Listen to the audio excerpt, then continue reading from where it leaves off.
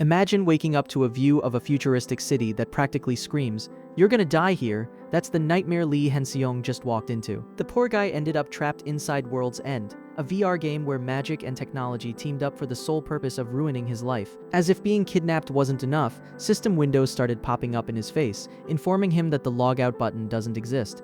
The system is holding him hostage, and after a week of being locked in, he's about 5 minutes away from talking to the walls and praying this is all just a fever dream. But don't get it twisted, this guy isn't some noob you can just push around. Hanseong was a legendary streamer with more hours logged than hours slept. He was a world champion who knows every corner of this disaster better than his own home. He knows exactly what's coming, and the forecast is grim. In 1 year, the monsters arrive. In 3, a revolution breaks out, and by year 5, it's full-blown world war. It's the ultimate vacation for a guy who just wanted to stay in bed and sleep. The real problem is that his current body has the stats of a background extra who wouldn't even survive the opening credits. He's got a 20 in everything, a level of mediocrity so pathetic that a stiff breeze would put him in the ICU. He's at rock bottom, and he knows it. If he dies here, he dies for real. No respawns, no second chances. Imagine the stress of knowing the apocalypse is around the corner while you have the physical stamina of a Discord mod. Just as he was about to throw in the towel, he spots a camera drone and remembers exactly who he is, an internet star. Turns out, even without a connection, the system lets him access his own uploaded videos. 3 million subscribers don't lie.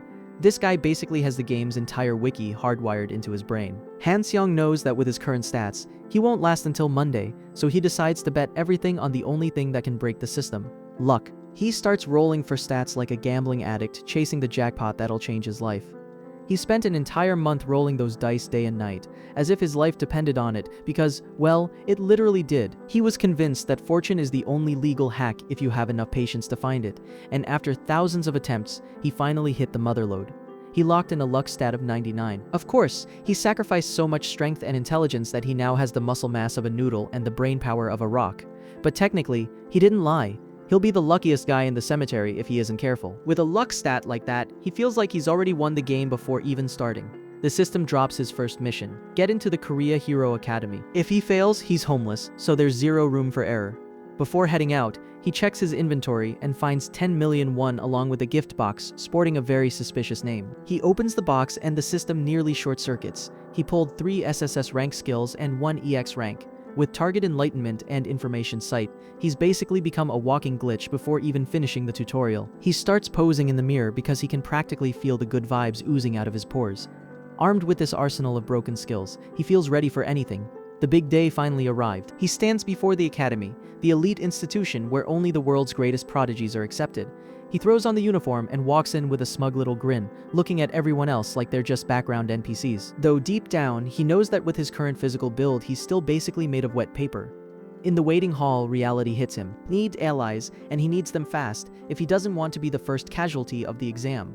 Suddenly, the instructor appears, an S-rank named Han Do-seok. The guy launches into the typical speech about honor and the fate of humanity, giving the students those 15 minutes of lore that Hanseong used to catch up on his sleep. To Hanseong, this is like sitting through a tutorial for a game he's already beaten 10 times. To the rookies, it's the speech of a lifetime, but to a veteran, it's just pure filler. Look at him trying not to nod off while the instructor thinks he's delivering the climactic monologue of a Marvel movie. Thankfully, the guy ends the show with a clap and announces what everyone was waiting for. It's time for the practical exam. He wishes them luck with a smile, though he's basically telling them to enjoy their last few minutes with all their bones intact. In the blink of an eye, the hall vanishes and a blinding light takes over as they're teleported to the testing grounds. Welcome to the Korea Hero Academy entrance exam. The place is a massive stadium filled with portals, looking more like a Champions League final than a school test. Our hero takes a deep breath and braces himself. He knows this is his grand entrance and, with the smirk of a man holding a loaded deck, he wonders if it's finally time to give these kids a reality check. Hanseong stands before the armory, fully aware that his entire future is riding on the next few minutes. In this world, your choice defines you. Pick up a sword and you're a knight. Grab a bow and you're an archer. There's no room for an identity crisis here, but he already has a plan. In his past life, he was a pure mage, but this time around, he's choosing the path of the blade so he can fuse it with his magic ruler ability. One look at his stats is enough to make anyone pity him. His strength is a measly 12, basically the physical power of some random guy off the street. But there's a catch. His luck is maxed out at 99. He's got destiny in his pocket, and he's about to bet everything on it. The exam begins, and he steps through the portal with the swagger of a man who already knows he's won. Inside the arena, the F-rank monsters are a joke. He clears them out without breaking a sweat. The real trouble starts with the E ranks. That's when it becomes painfully obvious that luck doesn't exactly build muscle. One of those green bastards swings a club at him, nearly forcing him into an early retirement. He realizes right then that pure luck won't win a war, so he pulls out a strength potion he'd been saving and downs the whole thing in one go. With the buff active, he starts carving through goblins like they're made of warm butter. He knows damn well he wouldn't last 2 minutes without these boosts. Where did he get this stuff? Well, before the exam, he hit up an underworld casino, the kind of place where people go to lose their money and their dignity. Hanseong was hunting for a hidden item and, while he was at it, some quick cash. That's where he ran into Vika Raymond, a bald guy on the verge of a heart attack after gambling away a fortune. The guy was wearing a strength bracelet, exactly what Hanseong needed to compensate for his paper-thin physique. Seeing how desperate the man was, Hanseong sat down at a slot machine looking like a total amateur. But with 99 luck, these machines aren't a game of chance, they're his personal ATM. He hits the jackpot as easily as picking candy off a shelf, sweeping up every special item in the place in a single run. With his pockets lined, he walked out with the confidence of someone who just hacked reality itself. Back in the present, he chugs a speed elixir, turning into a blue blur. The E-rank goblins don't even have time to realize why they're dying. He clears the room in a heartbeat, but the system gives him no time to breathe, immediately spawning the D-rank wave. A specter appears, a creature that laughs at physical strength because it only takes damage from magic. It's the worst-case scenario for a swordsman who can barely lift his weapon, but Hanseong isn't some rookie. He activates Magic Ruler, coating his blade in a blue energy that can cut through things without a physical form. He delivers a slash that makes the ghost shriek, erasing it from existence in a single blow. It worked perfectly, but now he's down on his knees, coughing his lungs out and completely drained of energy. The system offers zero mercy, instantly dropping a C-rank threat into the room. The ground trembles as a pillar of light announces something truly massive. A two-headed troll that looks like a skyscraper with legs. It's a mountain of muscle looking down at him like he's a pre-nap snack. Next to that roisterous tank with a club, Hanseong looks like a porcelain doll that would shatter if you stared at it too hard. He's out of supplies, out of mana, and out of tricks to get out of this. He's finished. But instead of throwing in the towel, he stands his ground and grips his sword tight. He knows if he stays still, he's a dead man, so he decides to charge in with gritted teeth. At the very least, the troll might have the decency to kill him quickly, so he doesn't have to worry about being tired anymore. With pure rage, Lee lunges into the fray. The tension at the Academy's testing center is thick enough to cut with a knife. Everyone's eyes are glued to the gate, waiting for the monsters still inside to emerge. Xian is the first one out, and she looks absolutely murderous. She clocked in at 855 points, but based on the tantrum she's throwing, you'd think she got a 0. As the daughter of the Hukyeon clan leader, coming in 9th place is an insult. She looks like she's about to snap her weapon in half out of pure spite. With a temper like that, it's clear patience isn't in her vocabulary. While the crowd gossips, all eyes shift back to the leaderboard. There are 4 guys left in there giving it everything they've got, but there's one name that doesn't ring a bell. Who the hell is Lee Hanseong? Nobody knows where this literal who came from, yet he's still holding his own in the thick of it. Suddenly the portal flares to life and out walks Jin Hoon, looking like he just stepped off the set of a cologne commercial. He's secured 988 points and strolls out without a care in the world, scratching his head like he just finished a grocery run. He's a physical combat beast and apparently a nice guy to boot. It's honestly annoying how perfect he is, but not everyone has that kind of chill. Jil Sungyeon storms out fuming, despite his solid 932 points. The kid's a mage who managed to hold out until the very end, but seeing someone else outrank him has clearly sent him over the edge. He slams his staff against the floor, instantly cementing his reputation as the group's resident hothead. Yeah, definitely not a guy you want to make eye contact with right now. And then, the man of the hour arrives, Han Biol, the prodigy of a legendary mage bloodline. He cleared the 1,000-point mark like it was a walk in the park. He looks bored, like he's just been waiting for the bus, while his rival Jin Hoon gives him a brotherly shove. With the heavy hitters out, the rankings should be set in stone. But there's still one person left. The atmosphere turns heavy. People are starting to think there's a glitch in the system, or that someone got left behind and forgotten. Nobody expects anything from a total extra like him. They just want him to finish so they can go home. But with the board still showing one survivor, the gate glows one last time. The light fades, and the guy finally stumbles out of the portal. He looks like a walking corpse moving on pure muscle memory, drenched in sweat and barely able to stand. But then look at the screen. Lee Hanseong won 201 points. Rank number 1. The guy just wiped the floor with every genius in the room. The silence is deafening. The elite kids, Han Biol and his little clique, are completely frozen. They can't wrap their heads around some nobody shattering their records right in front of them.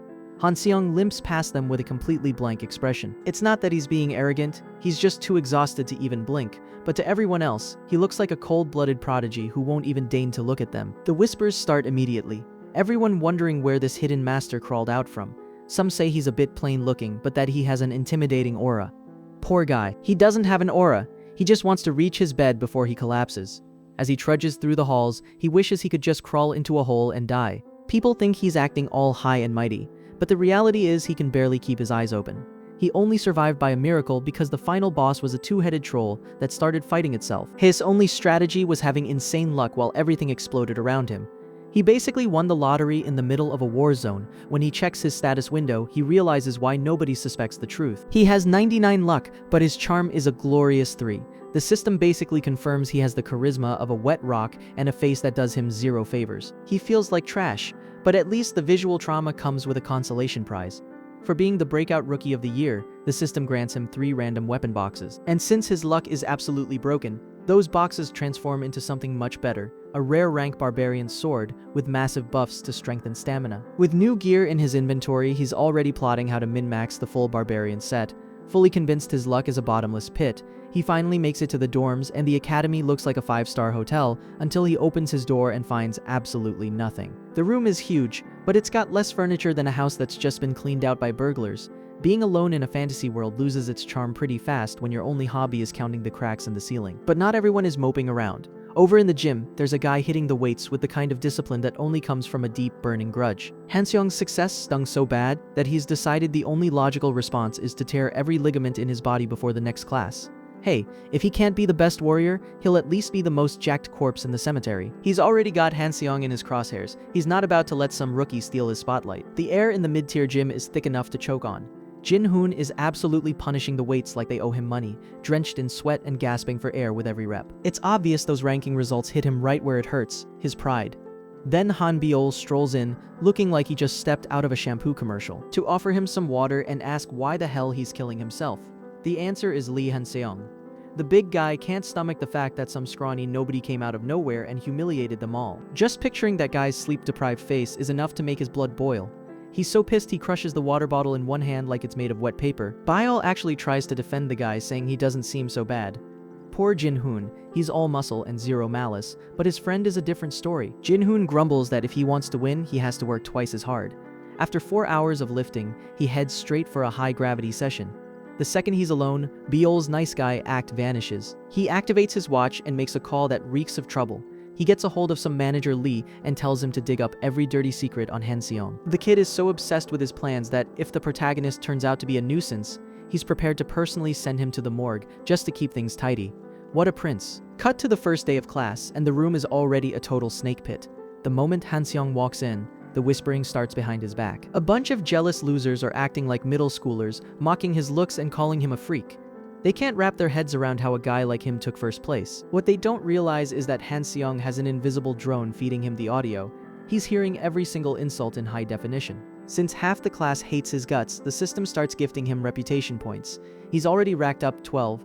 For a second, he considers being an even bigger jerk just to farm more points. But then he remembers his body is still basically made of glass. Better not go looking for trouble until he buffs his physical stats.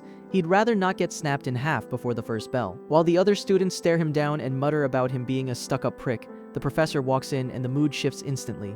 It's Lee Jung-hyun, a fire mage with talent to burn. Hanseong starts clapping like a total fanboy. But it's not because he's starstruck.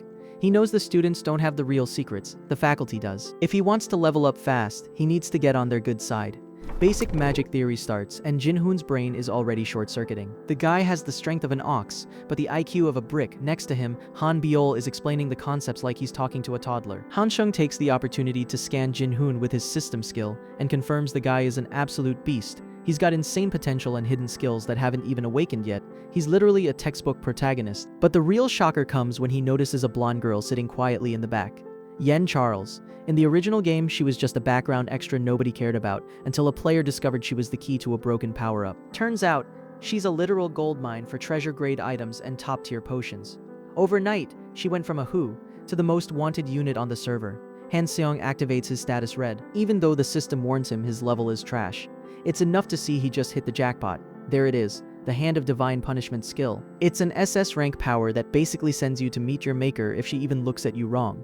He just stumbled upon the best unit in the game and she's still at level 1. In the future, this girl is going to be a walking nuclear bomb with blonde bangs, but right now the reality is a bit different. Charles doesn't have the confidence or the spine to swat a fly. She's just sitting there, a nervous wreck, practically apologizing for taking up space. Hanseong knows that if he wants to see the end credits, he needs her as his personal bodyguard. The plan is simple, he has to train her. The problem is, approaching a girl like that, without her calling the cops, requires charisma, and our guy has the social grace of sandpaper. He really needs to farm some charm points so he doesn't just creep her out, but he doesn't have time to play the charming hero role. He can already feel the clock ticking. Charles heads out during the break, looking for a quick drink to cool off. She's your classic blonde with tons of potential, but her self-esteem is basically non-existent.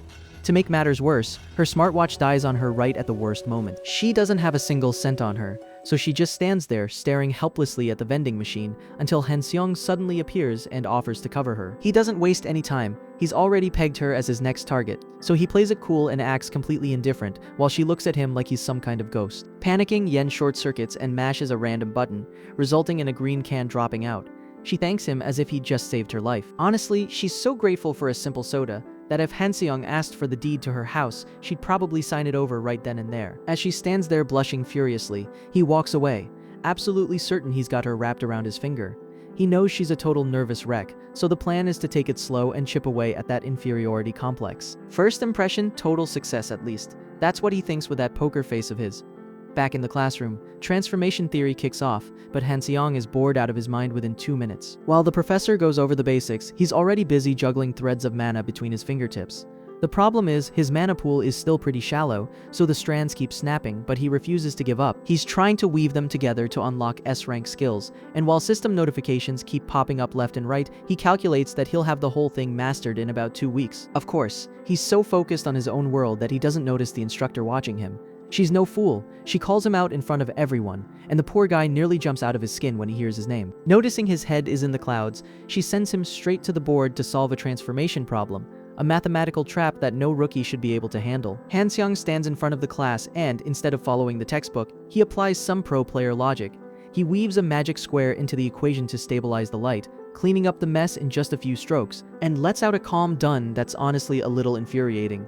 Yen stares at his precision in awe, even asking if magic is his specialty, because what he just did breaks every rule in the book. Hanseong plays it humble, claiming he just got lucky on a test, and heads back to his seat while the rest of the class sits there in shock. They can't wrap their heads around how the best swordsman in the year is also a genius when it comes to the books.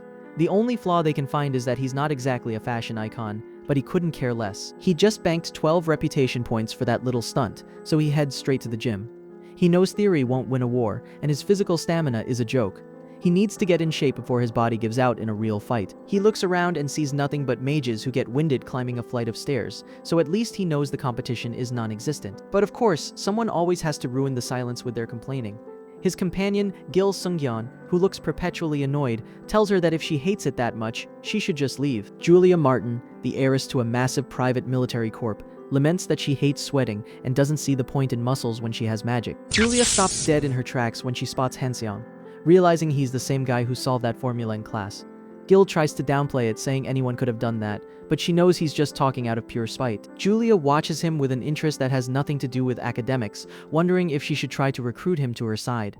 Hanseong feels a sudden chill down his spine and realizes he's been marked. It looks like he won't be getting a moment's peace after all. Julia Martin's already got her eyes on Hanseong, but her partner Gil is losing his mind because some low-rank nobody is stealing the spotlight. They call themselves the Black Rose, a name that screams edgy gaming clan started by middle schoolers who haven't finished their homework.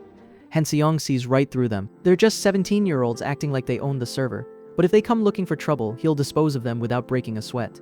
The protagonist doesn't have time for high school drama though. Not when his current stats are an absolute joke. He's chugging a growth potion that's basically labeled as pure poison, but on nightmare difficulty, you don't hesitate, you just swallow. He knows that if he isn't strong enough by the time the academy starts, he won't even survive the first recess. That's why his next stop is the neon glow of a high-stakes luxury casino. Hanseong is hunting Baker Raymond, a guy sporting a barbarian bracelet who currently feels like the king of the world thanks to a poker winning streak. The kid takes a seat next to him, putting on his best innocent rookie face. The bald guy has no clue he just let a pro sit to his left, with a luck stat of 99 and an invisible drone feeding him everyone's cards. Hanseong is ready to take the guy for every cent he's worth and leave him walking home. He was absolutely certain there was no way he could lose, until a voice suddenly popped his bubble. Out of nowhere, Sung Si-yo appears, greeting him like they've been best friends for a lifetime. Hanseong nearly chokes on his own heart. This isn't just some random student. She's a rank 8 from the Graphite family, a clan of assassins who'll send you to the afterlife before you can even ask for permission to breathe. Hanseong goes pale. He knows that if he slips up with her, he's a dead man before his body hits the floor. She asks if he knows how to play with a smile that looks friendly enough, but to him, it sounds like a ticking time bomb. He decides not to play it smart. If he manages to walk out of there with all his organs intact, he'll consider it a win. The girl finds his stiffness hilarious and invites him to play for real, while the dealer starts flying through the deck at a terrifying speed. Hanseong's plan is like a game of chess. He wants to drain the other players just to fatten up the old bald guy. He needs Raymond to win absolutely everything until the perfect moment comes to snatch that bracelet away. Everything was going according to plan, until he glanced to his left and noticed something was off. The supposed elite expert doesn't have a single chip left on the table. She's staring at the board with a look of pure existential dread and an expression that's honestly frightening. Turns out the girl is a professional dealer of death, the kind who can slit your throat with a piece of paper. But apparently, that surgical precision doesn't translate to cards. The bald guy cleaned her out in 10 minutes, and now she doesn't know whether to cry or kill everyone in the room. Hanseong sees an opening and thinks fast. If he helps her win her money back, he'll earn the loyalty of the most dangerous person in the room. He's already imagining himself in charge, building his own elite squad without spending a dime. But the dream is cut short when he feels a wave of pure malice washing over him. The girl, completely oblivious, thinks the kid is just scared of the game and mocks him for having such a bad poker face. Poor thing doesn't have a clue. Hanseong is panicking because he realized he screwed up big time. He forgot the tiny detail of checking who else was lurking in the area. He's turned white as a sheet, gripping the table just to keep his legs from giving out, and for good reason. From the back of the room, a man appears with a presence that screams final boss from a mile away. He's a member of the Night Banquet, a group of people who ruin lives for a living. The guy's name is Bento, and he has the kind of smile that tells you things are about to get bloody. The moment this man with a cane steps forward, the system triggers a mandatory quest with a very simple objective: survive the party. If he fails, the system is kind enough to offer death as the only way out. The system doesn't pull its punches. If the kid fails this mission, it's a permanent game over for him. He's currently trapped in pitch black darkness, unable to see a single thing, but being a professional exploiter, he's already got a plan to hack the situation. He deploys his camera drone because he knows tech isn't fooled by the game's magical tricks. It gives him a bird's eye view while the rest of the guests are fumbling around blind. The ballroom has turned into a slaughterhouse, with bandits hacking away at anyone who moves. Hanseong manages to track down Sian, who's completely disoriented in the chaos, and drags her out of the line of fire before they both end up skewered. She has no idea what's going on, but she follows his lead anyway, knowing he's the only one who can navigate this disaster. There's no time for questions right now. You either run, or you become part of the floor decor. Bento, the executive, didn't come alone. He brought a dozen recruits who are more than eager to get their hands dirty, including one guy with a psychopathic look in his eyes that says it all. He's calmly strangling some poor soul without breaking a sweat, and Hanseong realizes he can't avoid this fight, so he tells the girl to go find some cover. She doesn't argue. She knows exactly when it's her turn to sit back and watch the show. The enemy turns out to be a mage who starts recklessly hurling fire and lightning in every direction. The kid is actually surprised by how hard this rookie hits, so Hanseong bides his time, letting the guy get cocky and think he's already won the fight. But this clown doesn't realize that Hanseong can see the attacks coming before they've even left his head. That's the perk of having a cheat code view while your opponent is just spamming flashy lights for the hell of it. Just as the mage goes in for the kill, Hanseong triggers his trump card, Magic Domination. The vibe shifts instantly, and the enemy freezes up as his magic circles start glitching out. The guy realizes something is blocking his mana flow, so he tries to use what's left to buff his muscles and end this with a physical brawl. But Hanseong isn't backing down. He concentrates all his energy into a single point and throws the impact back at him with double the force, sending the guy flying until he's completely out for the count. Of course, playing the hero always comes with a price tag. The strain takes a massive toll on Hanseong's body, leaving him coughing up blood with a heart ready to burst from redlining his system. That's the risk with these power surges. They give you godlike strength for a few minutes, but they leave your body a total wreck afterward. Luckily, Si-yeon appears just in time to catch him before he face plants into the floor. He asks her for a weapon so he can keep going, and she surprises him by pulling out the barbarian's bracelet, the one that got away at the poker table. While Hanseong was busy being the shield, she was handling the finances and borrowed the jewelry from the casino. Absolute legend. With the bracelet active, the kid can finally buff his blade, so he pulls it from his inventory, ready for round 2. Two more thugs from the Night Banquet show up screaming threats, but they're about to get a rude awakening. Si-yeon stands her ground, dagger ready to take one of them out, without a second thought. They're a pretty mismatched pair. You've got the girl ranked 8th in the academy, and our protagonist who's sitting at rank 500. But at the end of the day, when you're in a meat grinder, your GPA doesn't mean squat if you don't have the reflexes to keep your head attached. Talk about a bloodbath! I guess it's official. Your GPA doesn't mean a thing once the fists start flying. If you want to help this channel climb the ranks from 500th to number 1, smash that subscribe button and drop a like. Let me know in the comments which manhwa you want to see narrated next. Catch you later.